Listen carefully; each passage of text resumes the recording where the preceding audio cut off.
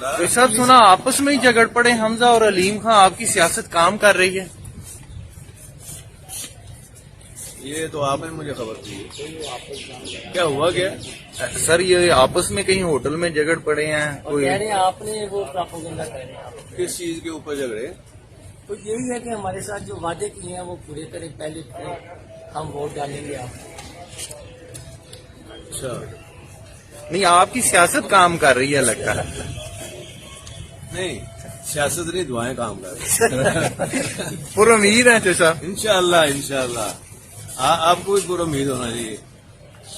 سب سے پہلے کام تو میں نے آپ کے کرنے یعنی صحافی سوسائٹی کا جڑے رہ گئے نے۔ تو فی الحال تو چچا ہمارے لیے بھی تالے لگا دیے تھے آپ نے پچھلے دن۔ کدھر تارے سارے۔ یار کدی کدی ساڈی مان لیا کرو۔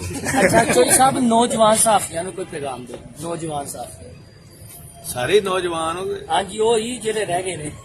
نوجوان صحافیوں کے لیے انشاءاللہ تعالی اللہ کی مدد سے اور لوگوں کی دعاؤں سے الیکشن ہم جیت گئے تو نوجوان صحافیوں کے لیے علیحدہ کام ہوگا، ایسا جو پہلے نہیں ہوا۔